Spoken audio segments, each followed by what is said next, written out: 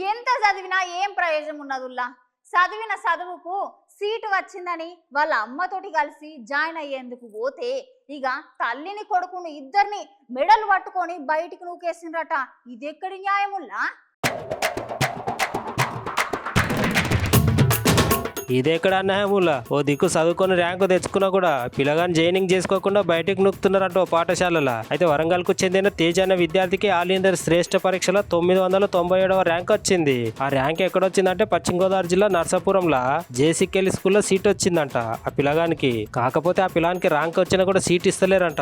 అందుకని ఆ తల్లి కొడుకులు ఆందోళన ఎందుకుంటా చంద్రబాబు నాయుడు సారు, పవన్ కళ్యాణ్ సారు మీ ఇద్దరికి దండం పెడతా మాకు న్యాయం చేయండి అని అనుకుంటా ఆ పాఠశాల ముంగటిని ఆందోళనకు దిగిండ్రు తల్లి కొడుకులు. అయితే ఈ ముచ్చట్లు భాగంగానే ఆ పిల్లగాని వాళ్ళ తల్లి ఆ స్కూల్లో జాయిన్ చేసేందుకు స్కూల్ కు తీసుకొని పోతే అక్కడ ఉన్న యాజమాన్యం వాళ్ళని బయటకు తోసిపారేసిరంట. మేము డబ్బులు కూడా కడతామని చెప్పినా వినకుండా అడ్మిషన్ కూడా ఇవ్వమని చెప్పి బయటకు పంపేసిరంట. నా పేరు స్వాతి, నా కొడుకు పేరు తేజు. నా కొడుకు ఆల్ ఇండియా శ్రేష్ఠలో సీట్ వచ్చింది. నరసరావుపురం జే సిక్లీ స్కూల్లో సీట్ వచ్చింది. నరసాపురం జే సిక్లీ స్కూల్లో సీట్ వచ్చింది.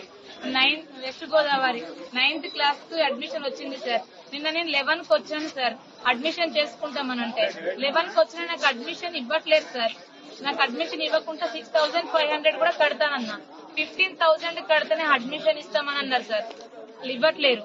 మమ్మల్ని బయటికి నెట్టేసి సార్. పోలీసు వాళ్ళు సార్ వాళ్ళు వచ్చినాక కూడా వాళ్ళు కూడా రిక్వెస్ట్ చేశారు sir. SI sir constable sir ఈ రోజు ఫర్దర్ గా పోలీస్ స్టేషన్ కి వెళ్ళినాక కూడా ఆ రోజు ఇక్కడ కొత్తగా వచ్చిన సిఐ సార్ కూడా మాకు మంచి ఫేవరబుల్ గా మాట్లాడిండ్రు సార్.